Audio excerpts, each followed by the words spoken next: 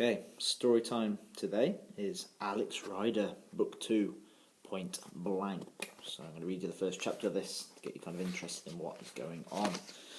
Okay, chapter 1 is called Going Down. Michael J. Roscoe was a careful man. The car that drove him to work at 7:15 each morning was a custom-made Mercedes with reinforced steel doors and bulletproof windows. His driver, a retired FBI agent, carried a Beretta subcompact semi-automatic pistol and knew how to use it. They were just 5 steps from the point where the car stopped to the entrance of Roscoe Tower on New York's 5th Avenue, but CCTV cameras followed him every inch of the way. Once the automatic doors had slid shut behind him, a uniformed receptionist, also armed, watched as he crossed the foyer and entered his own private lift. The lift had white marble walls, a blue carpet, a silver handrail, and no buttons. Roscoe pressed his hand against a small glass panel. A sensor read his fingerprints, verified them, and activated the lift. The door slid shut and the lift rose to the 60th floor without stopping. Nobody else ever used it, nor did it ever stop at any of the other floors in the building.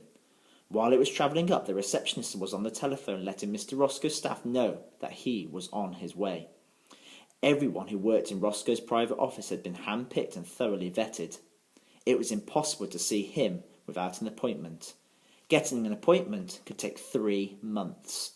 When you're rich, you have to be careful. There are cranks, kidnappers, terrorists, the desperate and the dispossessed. Michael J. Roscoe was the chairman of Roscoe Electronics and the 9th or 10th richest man in the world, and he was very careful indeed. Ever since his face had appeared on the front cover of Time magazine, he had realised that he had become a visible target. So when in public he walked quickly with his head bent. The glasses that he wore had been chosen to hide as much of his possible handsome face. His suits were expensive but anonymous. If he went to the theatre or to dinner, he always arrived at the last minute, preferring not to hang around. There were dozens of security different systems in his life, and although they had once annoyed him, he had allowed them to become a routine. But ask any spy or secret agent, routine is the one thing that can get you killed. It tells the enemy where you're going and when you're going to be there. Routine was going to kill Michael J. Roscoe, and this was the day death had chosen to come calling. Of course, Roscoe had no idea of this as he stepped out the lift directly into his private office, a huge room occupying the corner of the building, with floor-to-ceiling windows giving views in 2 different directions. 5th Avenue to the north, Central Park to the west. The 2 remaining walls contained a door, a low bookshelf, and next to the lift, a single oil painting and a vase of flowers by Vincent van Gogh. The black glass surface of his desk was equally uncluttered. A computer, a leather notebook, a telephone, and a framed photograph of a 14-year-old boy.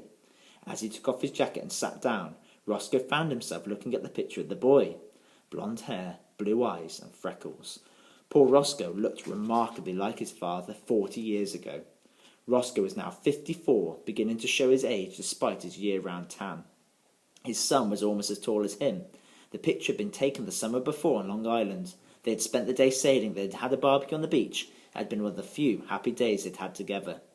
The door opened and the secretary came in. Helen Bosworth was English. She had left her home and her husband to come and work in New York and loved every minute of it. She'd been working in his office for 11 years, and in all that time she'd never forgotten a detail or made a mistake. "Good morning, Mr. Roscoe," she said. "Good morning, Helen." She sat down a folder on his desk. "The latest figures from Singapore. Costings on the R15 organiser. You have lunch with Senator Andrews at 12:30. I've booked the Ivy—" "Did you remember to call London?" Roscoe asked. Helen Bosworth blinked. She never forgot anything, so why had he asked? "I spoke to Alan Blunt's office yesterday afternoon," she said. Afternoon in New York would have been evening in London. "Mr. Blunt was not available, but I've arranged a person-to-person call for you this afternoon. We can have it patched through to your car." "Thank you, Helen." "Shall I have your coffee sent through to you?" "No, thank you, Helen. I won't have coffee today." Helen Bosworth left the room, seriously alarmed. No coffee? Whatever next? Mr. Roscoe had begun his day with a double espresso for as long as she had known him. Could it be that he was ill? Certainly hadn't been himself recently. Not since Paul had got back from that school in the south of France. And this phone call to Alan Blunt in London. Nobody had ever told her who he was, but she'd seen his name in a file once. He was something to do with the British military intelligence. MI6. What was Mr. Roscoe doing? Talking to a spy. Helen Bosworth returned to her office and soothed her nerves. Not with a coffee. She couldn't stand the stuff. But with a refreshing cup of English breakfast tea. Something very strange was going on, and she didn't like it. She didn't like it at all. So, maybe we'll read a bit more later down the line. Thank you.